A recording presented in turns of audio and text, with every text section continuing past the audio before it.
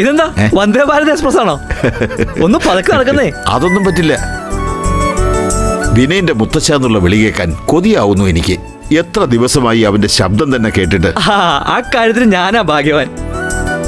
വിനയേട്ടൻ ആദ്യം ആളെ തിരിച്ചറിഞ്ഞതും പേരെടുത്ത് വിളിച്ചതും എന്നെയല്ലേ? അത് ശരിയാ. പക്ഷെ നമുക്കൊക്കെ ആ വിളി വെറുമൊരു ഉപചാരം മാത്രമായിരിക്കും. നമ്മളെക്കാൾ ഓരോ നിമിഷവും ആ വിളി 100 വട്ടം ഉള്ളിൽ പ്രതീക്ഷിക്കുന്നയാളാ ഈ രോഹിണി. രോഹിണിയെ വിനയൻ പേരെടുത്ത് വിളിക്കുന്നത് കേൾക്കാനാ എനിക്ക് ആഗ്രഹം. മുത്തശ്ശ, അത് ഇപ്പൊ നടന്നിരിക്കും, നോക്കിക്കോ. അതെ, ഇനി ഏട്ടത്തി തന്നെ വിനയേട്ടനെ ആദ്യം കാണട്ടെ.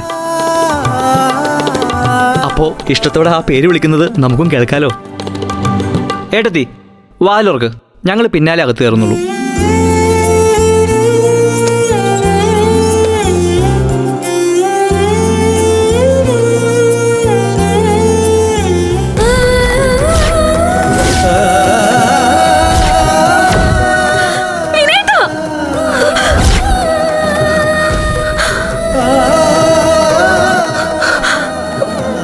എന്താട്ടത്തി?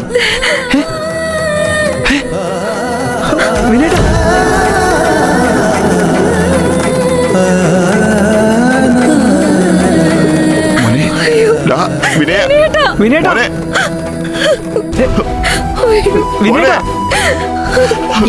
എന്താ പറ്റിയ? ആരുമില്ല ഇവിടെ. ദൈവമേ, വിനേട്ടാ, അയ്യോ എന്റെ ദൈവമേ, എന്താ പറ്റിയെന്ന് മനസ്സിലാവുന്നില്ലല്ലോ. വിനേട്ടാ, വൈദ്യരെ, വിനേട്ട കണ്ണു തുറക്ക്. വൈദ്യരേട്ടാ, ആരുമില്ല ഇവിടെ.